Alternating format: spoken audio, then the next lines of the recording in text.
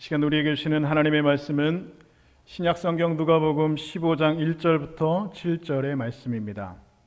누가복음 15장 1절에서 7절의 말씀 신약성경 121쪽에 있습니다.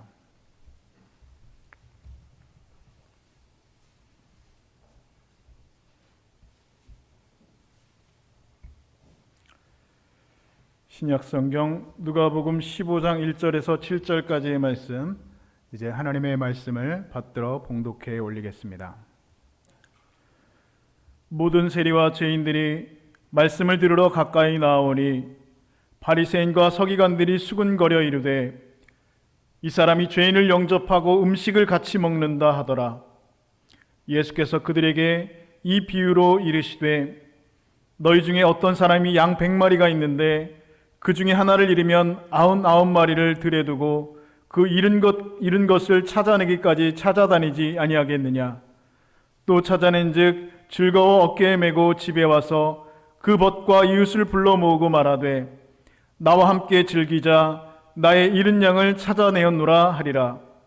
내가 너희에게 이르노니 이와 같이 죄인 한 사람이 회개하면 하늘에서는 회개할 것 없는 의인 99으로 말미암아 기뻐하는 것보다 더하리라. 아멘. 할렐루야. 오늘 주일 아침 예배당에 오셔서 하나님 앞에 예배하는 성도들 이름을 주님의 이름으로 환영하고 축복합니다. 우리 지난주에 우리 돌아오지 않는 탕자라고 하는 말씀의 제목으로 함께 은혜를 나누었는데요. 우리가 돌아온 탕자들은 많이 있지만 돌아오지 않는 탕자, 집 안에 있지만 아버지의 마음을 깨닫지 못하였던 그 큰아들, 그래서 결국은 돌아오지 못하였던 그 탕자들의 모습들이 오늘 우리들의 모습들이었다라는 것을 우리 다시 한번 새삼 깨닫게 되었습니다. 이 시간에 그래서 하나님께서 주신 우리의 마음들, 하나님께서 우리에게 은혜로 충만하게 주기를 우리 원하는 마음으로 우리 앞뒤 분들과 함께 오늘은 이렇게 인사했으면 좋겠습니다. 함께 인사하실 때 아버지의 마음을 깨달읍시다 하면서 함께 우리 좌우분들과 함께 인사하겠습니다. 시작. 아버지의 마음을 깨달읍시다 하면서 인사하겠습니다. 네. 여러분, 중요한 게, 무엇보다도 중요한 게 하나님 아버지의 마음을 우리가 깨닫는 것. 그 아버지의 마음을 알지 못하면 오늘 우리는 엉뚱한 것으로, 엉뚱한 삶의 모습으로 살아갈 수 있다는 것이죠. 열심은 있지만 그 속도보다 중요한 것은 무엇이라고요? 방향이라고 우리가 말씀하고 있죠. 그래서 우리가 열심을 내는 것도 중요하지만 어디를 향하여서 열심을 내느냐, 어떤 방향을 향하여서 나가는 것이냐라고 하는 것이 우리 신앙생활에서 중요한 것입니다. 그래서 오늘 말씀 그 설교 준비를 준비하다가 묵상하다가 정말 엉뚱하게 이런 생각을 해보았습니다. 만약에 예수님께서 2022년 오늘 이 대한민국에 오신다면 어디로 예수님께서 오실까라는 생각을 해보았습니다. 물론 성경에 보면 초림의 주님, 초림하신 메시아는 구원주로 오셨고, 그리고 재림의 주님은 심판주로 오신다고 분명히 말씀하고 있죠. 2000년 전 유대 땅 베들레헴에 오셨던 그 예수님은 구원의 주님으로, 구원주로 이 땅에 오셨지만 다시 오실 주님은 더 이상 구원주가 아니라, 구세주가 아니라 어떤 주님으로 오신다고요? 심판주의 모습으로 이 땅에 오실 것이다 말씀하셨습니다. 물론 예수님께서 다시 오시면 어떤 모습으로 오실지 성경이 말씀하고 있지만 만약에 예수님께서 2022년 대한민국 땅에 오신다면 어디로 오실까라는 생각을 엉뚱하게 한번 해보았습니다. 제 생각엔 우리 통영주님께 오셨으면 참 좋겠는데요. 그래서 우리 주님께서 함께 오셔서 우리가 예배했으면 참 좋겠다, 그런 생각을 해보았는데요. 그런데 여러분, 아마 예수님께서 대한민국에 다시 오신다면 제 생각에는 교회로 오실 것 같지는 않습니다. 예배당에 하나님의 성도들이 예배하는 이 자리에 예수님께서 오실 것 같지는 않다라는 생각을 해봤습니다. 제 생각에는 예수님께서 오시면 오늘과 같이 주일날 아침 하나님께 예배하는 예배당, 하나님의 백성들, 하나님의 자녀들이 모여서 예배하고 있는 그 예배당에 오시지 않고 금요일 밤, 불타는 금요일 그 날을 보내고 있는 화려한 번화가, 유흥가 그 어디쯤 죄인들이 죄를 짓고 있는 그곳에 예수님께서 오실 것 같다라는 생각을 해보았습니다. 어젯밤에 좀 안타까운 사고가 있었죠. 서울 이태원에서 수만 명의 젊은이들이 그 할로윈 축제를 즐기기 위해서 모였는데 그곳에서 사람들이 너무 많은 사람들이 모여서 안타까운 목숨 149명이라고 하는 젊은 목숨들이 한순간에 사라지는 정말 어이없는 그런 이야기들을 우리가 사건을 보게 되었습니다. 여러분, 할로윈데이 여러분 어떤 축제입니까? 이 서양에서 들어오는 아주 정말 근거도 없고 아무것도 없는 그런 사탄적인 그런 문화, 거기에 심취해서 우리 젊은이들이 그 이태원, 그 환락가, 그 번화가에 모여서 그 축제를 즐기다가 너무 많은 사람들이 모여서 밀고 밀리다가 압사해가지고 그 젊은 청년들이 149명이 죽었다는 정말 어이없는 그런 뉴스들을 접하게 됩니다. 만약에 예수님께서 이 땅에 대한민국에 다시 오신다면 여러분 어디로 오실까? 예배드리는 그 예배 현장 가운데 오실까? 아니면 할로윈데이 그 사탄적인 축제를 즐기고 있는 젊은이들이 모여있는 그 환락가, 그 번화가, 죄인들이 죄인지도 모르고 죄를 짓고 있는 그곳에 예수님께서 오실까? 저는 죄는 질든 죄인들이 모여있는 그곳에 우리 주님께서 오실 것 같다라는 생각을 엉뚱하게도 해보았습니다.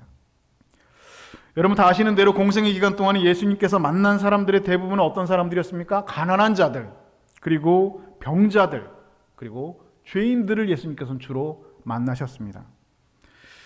그 중에서도 주로 예수님께서 만난 사람들은 어떤 사람들이냐? 당시 사람들에게는 깊이 되는 사람들, 다른 일반인들에게는 깊이의 대상이 되는 사람들, 바로 병자와 그리고 죄인들이었습니다. 일반인들은 기피하는 사람들이었습니다. 피하는 사람들이었습니다. 그런데 사실 예수님 시대에 이 병자들은 거의 죄인 취급을 받았습니다. 그냥 병자라고 하는 이유 하나만으로 죄를 짓지 않은 죄인이 되었다는 것이죠. 특히 그 맹인 같은 사람들, 나병 환자 같은 사람들은 우리가 볼 때에는 그냥 일반적인 장애인이고, 그리고 일반적인 그냥 병을 앓고 있는 사람임에도 불구하고 유대의 인식들은 그들을 어떤 인식으로 바라보았냐?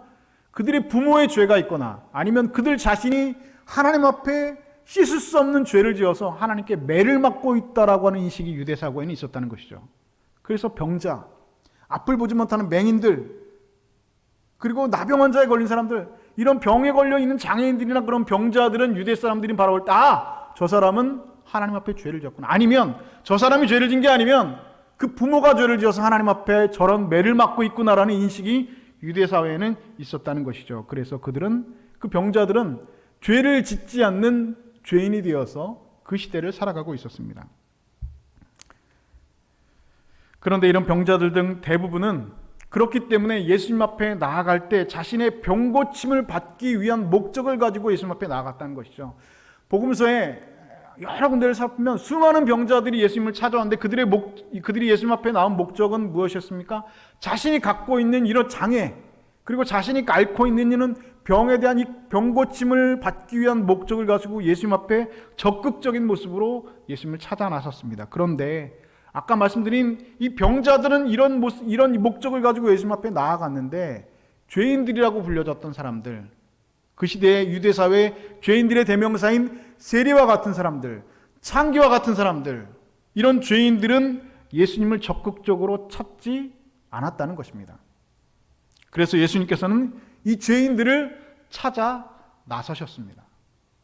예수님께서는 남편이 5이 있고 6번째 남자와 살고 있는 그 사마리아 수가성 여인을 찾아가셨습니다. 예수님께서는 세관에 앉아있는 그 세리마태를 찾아가셔서 그를 제자로 삼으셨고, 그리고 세리장 삭개오를 예수님께서는 찾아가셔서 그의 집에 유하셨습니다. 예수님께서는 죄 많은 여인이라 불리는 그 마리아를 만나기 위해서 베다니로 찾아가셨고, 그리고 가늠하다가 현장에서 잡힌 여인을 예수님께서는 만나 주셨습니다. 이처럼 예수님은 항상 죄인들을 찾아다녔다는 것입니다. 그것도 매우 적극적으로 죄인들을 찾아 나서셨다는 것이죠. 그 내용들을 우리는 복음서에서 확인할 수 있습니다. 그렇기 때문에 오늘날 2022년도 대한민국에 예수님께서 오신다면 주일날 예배당에 오시기보다는 불타는 금요일 죄인들이 모여있는 그 죄를 짓고 있는 그 현장 가운데 오신다는 제 생각이 마냥 억지스럽지는 않다라는 생각을 해보았습니다. 제가 요즘에 3주 동안에 계속해서 누가복음 15장을 대해서 계속해서 설교를 가지고 있는데요. 지난주에 또 설교했다시피 이 누가복음 15장에는 이 세 가지 비유가 등장을 하고 있죠. 첫 번째 비유가 잃은 양의 비유, 오늘 본문이 되는 잃은 양의 비유, 그리고 두 번째 비유가 잃어버린 드라크마의 비유, 그리고 세 번째 비유가 잃어버린 아들, 바로 돌아온 탕자에 대한 이야기, 그 비유가 누가복음 15장에는 차례대로 기록되어져 있습니다. 우리가 성경에서 예수님의 그 설교를 대할 때 그 중에서 특히 이 비유 설교, 예수님의 비유 설교를 대할 때 한 가지 우리가 꼭 주의해야 될 것이 있는데 그것은 무엇이냐? 예수님이 설교를 하실 때, 그 비유 설교를 하실 때 그 설교의 대상이 누구였는가를 정확하게 이해하고 성경을 보아야 한다는 것입니다. 다시 말씀드리면 예수님이 비유를 설교를 할 때 그 비유의 대상, 그 설교를 듣는 대상, 그 청중이 누군가였나라고 하는 것을 우리가 정확하게 이해하고 그 비유 설교를 바라보아야지, 그렇지 않고 그냥 우리가 그 설교를 바라본다면 오해가 있을 수가 있다는 것이죠. 청중이 달라지면 여러분 적용점이 달라지고요, 청중이 달라지면 강조점도 분명히 달라지게 되어져 있습니다. 같은 비유라고 해서 같은 뜻인 것으로 해석하면 결국에는 그것이 매우 그릇된 해석으로 오해되어질 수 있다라고 하는 것이 많은 성경 주석가들의 줄간된 주장이라는 것입니다. 그래서 여러분, 이 비유 설교의 열쇠는 항상 어디에 있다? 그 비유를 듣는 청중, 그 비유를 듣는 대상에 그 비유 설교의 열쇠가 항상 있다는 것이죠. 지난주에 설교에서 말씀드린 대로 누가복음 15장 전체에서 나오는 비유 설교의 청중은 여러분 누구였습니까? 바리새인과 서기관들. 그러니까 이 예수님의 비유 설교, 세 가지 비유 설교의 대상, 목적, 그리고 이 설교를 듣고 있는 사람들은 누구였다? 바로 바리새인과 서기관들이었다는 것입니다. 오늘 본문 1절과 2절에서 예수님의 설교는 이렇게 시작되고 있죠. 제가 오늘 본문 1절 말씀과 2절 말씀을 읽겠습니다. 모든 세리와 죄인들이 말씀을 들으러 가까이 나오니 바리새인과 서기관들이 수군거려 이르되 이 사람이 죄인을 영접하고 음식을 같이 먹는다 하더라. 아멘. 1절에 보니까 모든 세리와 죄인들이 말씀을 들으러 예수님께 가까이 나왔다라고 기록을 하고 있죠. 그러면 제가 앞에서 말씀드린 것처럼 앞에서 분명히 세리하고 죄인들은 예수님을 적극적으로 찾아 나서지 않았다라고 제가 말씀을 드렸는데 여기에 나오는 이 세리와 죄인들은 예수님의 말씀을 들으러 아주 가까이 나왔다라고 기록하면 목사님 말씀이 좀 틀린 걸까요? 그렇게 생각할 수가 있다는 것이죠. 그런데 여러분, 이 오늘 본문에 나타나고 있는 세리와 죄인들이 말씀을 들으러 가까이 나온 이유를 윌리엄 바클레이라고 하는 성경 주석가는 이렇게 말을 하고 있습니다. 성경의 죄인들은 예수님을 먼저 찾지 않는 특징을 가지고 있다. 그러나 누가복음 15장의 상황은 예수님의 사역의 후반부에 해당하는 사건이고, 그렇기에 본문에 등장하는 세리와 죄인들은 이미 이전에 예수님과의 만남을 통하여서 어느 정도의 관계가 형성되어 있는 세리와 죄인들이라고 할 수 있다라고 말을 하고 있습니다. 자, 그러니까 여러분 설명이 되죠? 원래 이 세리와 죄인들은 예수님 앞에 적극적으로 나가지 않았는데 이 병자들은 그 병을 고치게 예수님 앞에 나가는데 세리와 죄인들은 예수님 앞에 적극적으로 예수님을 찾아 나서지 않은 특징들이 있었는데, 오늘 본문에 등장하는 세리와 죄인들은 이미 이전에 예수님을 만났던 사람들이라는 것이죠. 예수님을 만나서 죄사함을 받았든 예수님을 만나서 어떤 사건이 있었든 이미 예수님과의 만남을 통해서 관계가 형성되어 있던 사람들이기 때문에 예수님께서 설교를 하시려고 나서시니까 예수님의 말씀을 듣기 위해서 이 세리와 죄인들이 적극적으로 예수님 앞에 가까이 나아갔다라고 하는 것입니다. 그런데 그 자리에 또 누가 있었다는 것입니까? 바로 바리새인과 서기관들이 그 자리에 함께 있었다는 것이죠. 여러분, 우리 그리스도인들은 한 가지 특징 같은 것이 있습니다. 성경에 바리새인이라고 하는 단어가 나오면 굉장한 그런 어떤 그 마음속에 거부 반응 같은 비슷한 그런 생각들을 가지고 있습니다. 이 나쁜 놈들 하면서 마음속에 흥분하는 그런 생각들이 있는데, 여러분 결코 그럴 일이 아니는 것이죠. 우리 중에 여러분 바리새인들의 그 신앙의 열심을 따라갈 수 있는 사람은 여러분 존재하지 않습니다. 오늘날 여러분 그리스도인들이 바리새인만큼 신앙생활의 철저함을 가지고 있는 사람은 여러분 없다는 것입니다. 당시 유대교회는 여러분 바리새파, 사두개파, 그리고 에세네파, 이 세 가지 종류의 종파가 있었는데 이 바리새파는 한 6천 명 정도가 예수님 당시에 있었다고 합니다. 이들은 어떤 사람들이었냐? 율법에 대한 해박한 지식과 율법을 지키는 그런 매우 철저한 그런 열심으로 인하여서 모든 유대인들에게 존경을 받고 있는 사람들, 인정을 받고 있는 사람들이 바로 바리새파 사람들이었다는 것입니다. 그리고 누가복음 18장에는 예수님의 비유 설교 가운데 이 바리새인의 기도가 기록되어져 있습니다. 그들은 이렇게 기도했다고 하죠. 하나님이여, 나는 다른 사람들 곧 토색, 불의, 간음하는 자들과 같지 아니하고 이 세리와도 같지 아니함을 감사하나이다. 나는 일에 2번씩 금식하고 또 소득의 11조를 드리나이다. 여러분, 이렇게 바리새인들은요, 철저히 신앙생활을 했던 사람들입니다. 저들은 일주일에 한 번씩 회당에 모여서 하나님 앞에 예배했던 사람들입니다. 금식도 하고 11조도 꼬박꼬박 했던 사람들입니다. 철저히 했던 사람들입니다. 근체의 11조를 했다고 하죠. 여러분, 근체의 11조라는 것이 무슨 뜻인지 아십니까? 자기 앞마당에 있는 이 잔디에 있는 그 잔디 열매가 있는 그 작은 열매가 뿌려져 있는 그것을 따다가 거기서 10분의 1을 해가지고 하나님 앞에 11조를 드렸다는 것입니다. 얼마나 여러분 철저한 여러분 율법 생활입니까? 얼마나 철저한 11조입니까? 저들은 이렇게 하나님 앞에 철저한 신앙생활을 했습니다. 뿐만 아니라 때가 되면 자기 주머니를 털어서 불쌍한 사람들을 구제하는 일도 저들은 적극적으로 나섰습니다. 나쁜 짓도 하지 않았고 윤리적으로 바르게 살았습니다. 오늘 우리들의 신앙생활하고는 여러분 차원이 다른 매우 철저한 그런 신앙생활, 비교가 되지 않는 그런 신앙생활이라는 것입니다. 뿐만이 아니라 그들이 가지고 있는 성경 지식과 그리고 경건의 삶은 오늘날 여러분 그리스도인들은 도저히 따라갈래야 따라갈 수 없는 수준의 신앙생활이라는 것입니다. 이렇게 여러분 경건하게 살아가는 바리새인들, 이렇게 철저하고 아주 철저하게 살아가는 그런 신앙생활을 하는 바리새인들의 입장에서 볼 때에 오늘 세리들 그리고 죄인들은 어떻게 보였냐? 사람으로 보이지가 않았다는 것이죠. 이들의 입장에서 볼 땐, 이 바리새인들의 눈으로 볼 땐 세리와 죄인들은 하나님 앞에 사람처럼 보이지 않았다는 것입니다. 저들은 하나님을 떠나서 율법을 어기고 제멋대로 산 죄인들을 결코 용납할 수 없었습니다. 그래서 그들은 예수님이 이렇게 죄인을 환대하고 그들과 함께 음식을 먹는 것에 대해서 말할 수 없는 분노를 느끼고 있었다는 것이죠. 그리고 그동안 세리가 예수님을 초청하면서 식사하는 것도 못마땅했는데 이제는 적극적으로 예수님께서 죄인과 세리들을 초청하여서 적극적으로 그들과 식탁을 나누고 그들을 초청하는 것에 대해서 저들은, 그 바리새인들은 이루 말할 수 없는 분노와 참을 수 없는 그런 화를 가지고 있었다는 것입니다. 그래서 지금 저들은 죄인들과 세리들이 예수님 앞에 가까이 나아가자 뒤에서 어떻게 하고 있습니까? 수군거리고 있다라고 오늘 성경은 기록하고 있습니다. 그러자 예수님께서 이 바리새인들과 서기관들이 수군거리는 그 소리를 들으시고 그 자리에서 한 비유를 들어서 오늘 말씀을 시작하셨습니다.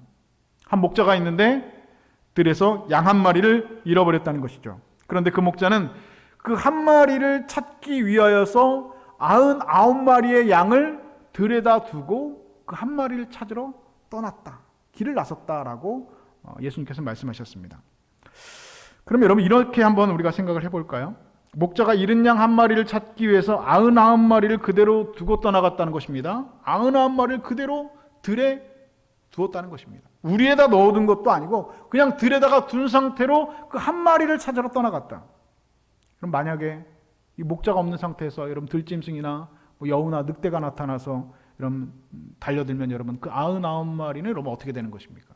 안전을 보장할 수가 없다는 것이죠.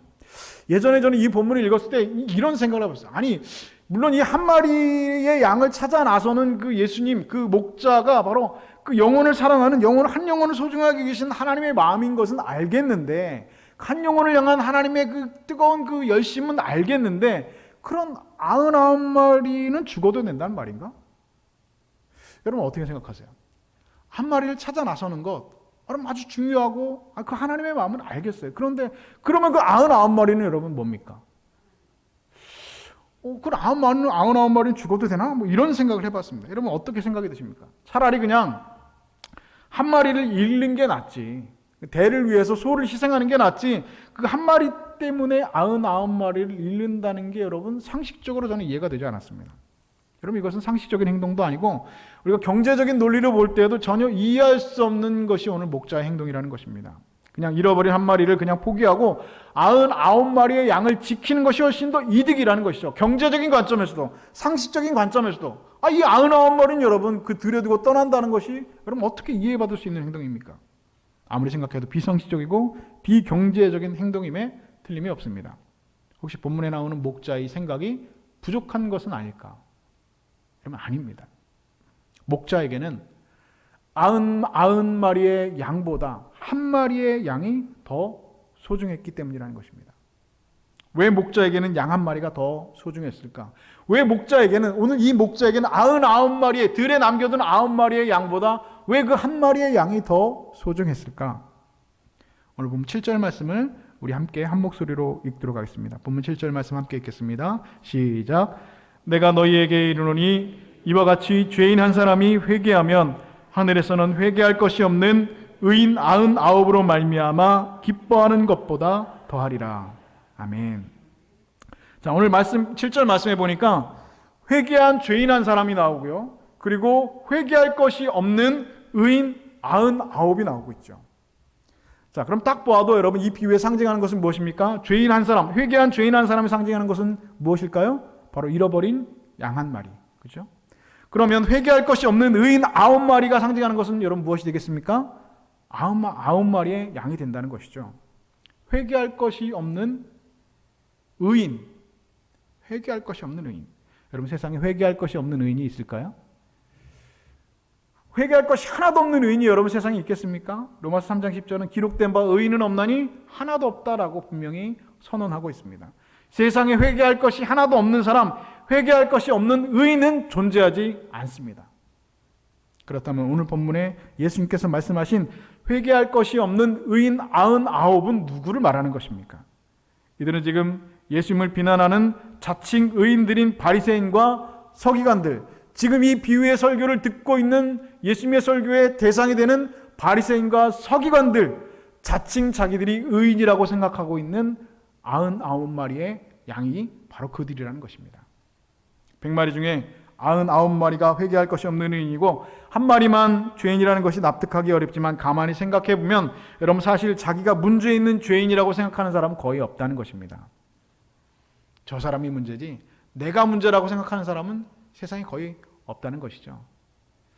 그러나 여러분 잃어버린 양 한 마리는 최소한 자기가 잃어버려진 바 되었다는 사실을 알고 있는 죄인입니다. 내가 하나님 앞에 잃어져 버린 바 되어져 있는 죄인, 그렇게 나는 하나님 앞에 이루 말할 수 없는 죄인이라는 사실을 그 양 한 마리는 알고 있다는 것입니다. 이 양은 목자를 떠나서 자기 마음대로 살다가 길을 잃어서 곤경에 빠져서 도움을 기다리고 있는 바로 한 사람의 죄인, 그 양 한 마리, 그것을 상징하는 것입니다. 그래서 예수님께서 바로 그 죄인을 오늘 찾아가신다는 것이죠. 그러나 자기 스스로 의롭다라고 생각하는 사람, 나는 하나님 앞에 의롭다라고 생각하는 그 사람은 회개할 것이 없다는 것이죠. 이유가 무엇입니까? 나는 죄가 없는데, 나는 의인인데 회개할 것이 없다는 것이죠. 아니, 보다 정확하게 말하면 회개가 필요하지 않다라고 저들은 생각했다는 것입니다. 저들 의인에게는 그렇기 때문에 오늘 예수 그리스도가 필요가 없다는 것입니다. 나는 회개할 것이 없기 때문에, 나는 의인이기 때문에, 나는 회개가 필요 없는 사람이기 때문에 그렇게 생각하는 의인들에게 여러분 예수님이 필요하겠습니까? 저들은 예수님이 필요가 없다는 것이죠. 죄사함도 필요 없고 회개도 필요 없다는 것입니다. 왜냐하면 저들은 나는 스스로 의롭다라고 생각하기 때문입니다. 그래서 예수님께서는 누가복음 5장 31절부터 32절에서 우리에게 이렇게 말씀하고 계십니다. 건강한 자에게는 의원이 쓸데없고 병든 자에게라야 쓸데있나니 나는 의인을 부르러 온 것이 아니요 죄인을 불러 회개시키러 왔노라. 할렐루야. 여러분 인간은요, 자기가 스스로 내가 정말 하나님 앞에서 소망 없는 죄인이라고 하는 사실을 완전히 그리고 완벽하게 깨닫고 하나님 앞에 고백하기 이전까지는 예수님을 절대로 필요로 하지 않습니다. 내가 하나님 앞에 정말 이루 말할 수 없는 죄인이라는 고백이 있지 않고는 예수님이 필요하지 않다는 것입니다. 여러분 당연하죠. 내가 죄가 없는데 예수님이 무엇이 필요합니까? 내가 하나님 앞에 이루 말할 수 없는 죄인이기 때문에 나로 말미암아 예수님께서 십자가에 돌아가신 그 주님이 필요한 것이지, 내 죄 때문에 예수님이 필요한 것이, 내가 죄가 없는데 예수님이 필요 없다는 것이죠. 십자가의 능력이 여러분 필요가 없다는 것입니다. 내가 죄가 없는데 예수님이 무엇이 필요합니까? 십자가의 보혈의 권세가 여러분 무엇이 필요합니까? 내가 죄인이기 때문에 십자가가 필요하고 내가 소망 없는 죄인이기 때문에 예수 그리스도가 필요한 것입니다. 그것은 마치 내가 스스로 병에 걸린 환자이기 때문에, 환자라고 생각하지 않는 사람이 의사를 찾아가지 않는 것처럼 내가 스스로 죄를 지은 죄인이라고 생각하지 않는 사람은 예수님을 찾아가지 않는 것입니다. 그러나 여러분, 하나님의 관심은 지금도 자기의 허물과 죄를 깨닫고 목자를 찾는 한 사람을 향하고 있습니다. 잃어버린 한 마리 양은 자신의 상태를 알았기 때문에 목자에게 돌아가기를 원했습니다. 그리고 목자는 그 잃어버린 양을 찾을 때까지 포기하지 않고 찾도록 찾는 것이 오늘 성경에 드러나 있는 이 비유라는 것입니다. 그리고 찾은 후에 여러분 이렇게 말씀하고 있죠. 오늘 보면 누가복음 5장 7절 말씀 제가 읽겠습니다. 내가 너희에게 이르노니 이와 같이 죄인 하나가 회개하면 하늘에서는 회개할 것이 없는 의인 99을 인하여 기뻐하는 것보다 더하리라. 여러분, 이 말이 어떻게 들리시는지 모르겠어요. 저는 이 말이 이렇게 들립니다. 자기가 정말로 죄인인 줄 아는 사람들은 100명 중에 한 사람이다. 내가 스스로 나는 정말 내가 죄인이라고 말하는 사람은 100명 중에 한 사람이다. 99명은 회개할 것이 없는 의인이다 라고 이 말이, 예수님의 말이 저에게는 이렇게 들립니다. 여러분, 오늘 본문에서 예수님께서 말씀하시는 99마리의 양이란 죄를 짓고도 죄인 줄 알지 못하고 스스로를 그리스도인이라고 부르는 사람들, 그 영혼이 병든 환자이면서 의사이신 예수님을 찾지 않는 스스로 그리스도인이라고만 부르고 있는 사람들, 나는 별로 죄인이 아니기 때문에 회개할 것도 없고 목자가 있으면 좋고 없어도 무방한 사람들입니다. 여러분, 죄인이 가장 듣기 싫어하는 말이 있대요. 뭔지 아십니까? 죄인들이 가장 듣기 싫어하는 말이 여러분 무슨 말인지 아세요? 죄인이라는 말입니다. 하나님을 떠난 죄인은 본능적으로 자기가 스스로 옳다고 여깁니다. 그래서 선한 일과 종교적 업적을 쌓는 일에 열심을 냅니다. 그러나 이런 사람 붙들고 있는 자기 의로 인해서 결코 구원을 받을 수는 없다는 것입니다. 자기 의란 하나님을 대적하는 사람의 매우 심각한 교만의 상태를 말하는 것입니다. 세상에서 제일 교만한 사람이 어떤 사람인지 아십니까? 스스로 겸손하다고 생각하는 사람이에요. 나는 이 말하면 됐다라고 생각하는 사람, 그렇게 나는 죄인이 아니라고 생각하는 사람, 세상에서 가장 교만한 사람입니다. 그렇기 때문에 예수님이 있으면 좋고 없으면 그만이라고 생각하는 사람, 명목상 스스로만 그리스도인이라고 생각하는, 불려지기를 원하는 바로 그리스도인이 여러분 세상에서 가장 교만한 사람이라는 것입니다. 사도 바울 이후에 최고의 기독교 변증가로 알려진 C.S. 루이스는 이런 말을 했습니다. 사람이 스스로 옳다로 여기는 동안 사실은 하나님을 거절하고 있는 것이다. 스스로 옳다고 여기고 있는 동안 그 상황 동안 사실은 하나님을 우리가 거절하고 있다는 것입니다. 로마서 10장 2절부터 3절은 우리에게 이렇게 말씀합니다. 그들이 하나님께 열심은 있으나 올바른 지식을 따른 것이 아니라 하나님의 의를 모르고 자기 의를 세우려고 힘써 하나님의 의에 복종하지 아니하였느니라. 내가 죄인인 줄 알고 은혜를 구하는 양, 나는 이만하면 됐다고 하나님 잘 섬기고 있다고 생각하고 회개할 것이 없는 99마리의 양. 오늘 여러분은 어디에 속하고 있습니까? 한 마리 양에 속하고 있습니까? 아니면 99마리에 오늘 여러분은 속해 있습니까? 오늘도 99마리에 속한 사람은 하나님 앞에 분노하고 있습니다. 왜 나에겐 염소 한 마리도 잡아주지 않고 아버지의 재산을 창개들과 함께 써버린 이놈을 향하여서는 왜 소를 잡아주십니까? 라고 하나님 앞에 분노하고 있습니다. 오늘도 99마리 양에 속한 사람은 예수님께 분노하고 있습니다. 왜 죄인들과 어울리냐고, 왜 세리들과 함께 식사하냐고 예수님 앞에 분노하고 있습니다. 오늘도 99마리 양에 속한 사람은 죄인들에게도 분노합니다. 왜 집을 나갔냐고, 무슨 낯짝으로 집에 들어왔냐고, 나는 아버지여서는 너에게 나눠줄 생각이 조금도 없다라고, 내 권리를 포기할 수 없다고 그 죄인들에게도 분노하고 있습니다. 여러분, 그렇다면 오늘 잃어버린 양은 한 마리 양이 아닐 수가 있습니다. 우리는 잃어버린 양이라고 생각하고 있지만 여러분, 정말 잃어버린 양은 무리 속에 섞여 있는 그 99마리의 양은 아닐까요? 사랑하는 여러분, 저는 예수님께서 오시면 우리 통영중림교회 꼭 오셨으면 좋겠습니다. 스스로 종교적 의에 빠져서 의인이라고 생각하며 예수님이 필요 없는 99명이 모인 그런 교회여서가 아니라 오늘도 하나님 앞에 나는 죄인입니다, 하나님 앞에 나는 도무지 이루 말할 수 없는 죄인입니다라는 고백이 있어서 예수님이 꼭 필요한 그 한 사람이 있는 우리 교회, 그런 통영중림교회 예수님께서 그렇기 때문에 꼭 오셨으면 좋겠습니다. 다시 한번 묻습니다. 여러분, 어느 쪽에 속한 사람입니까? 한 마리 양에 속한 사람입니까? 아니면 99마리 양에 속한 사람입니까? 잃어버린 한 마리 양입니까? 아니면 무리 속에 섞여 있는 99마리의 양이십니까? 마태복음 10장 5절을 보면 예수님께서 12제자를 삼으시고 그들을 처음 파송하시면서 이렇게 제일 먼저 말씀하셨습니다. 이 말씀을 여러분 꼭 기억하실 수 있기 바랍니다. 예수님께서 이 12를 내보내시면서 명하여 이르시되 이방인의 길로도 가지 말고 사마리아인의 고을에도 들어가지 말고 오히려 이스라엘의 집에 잃어버린 양에게로 가라. 기도하겠습니다. 하나님, 제가 잃어버린 양이었습니다. 제가 99마리 양이었고 주님을 떠난 스스로의 의에 빠져있는 그런 양이었습니다. 주님, 오늘 우리를 긍휼히 여겨 주옵소서. 주님, 오늘 우리 가운데 임하셔서 구속하여 주시고 주의 피로 우리를 정결케 하여 주셔서 믿음으로 하나님 앞에 담대함으로 나가는 우리 모두가 되어줄 수 있도록 성령님 역사하여 주시옵소서. 예수님의 이름으로 기도드리옵나이다. 아멘.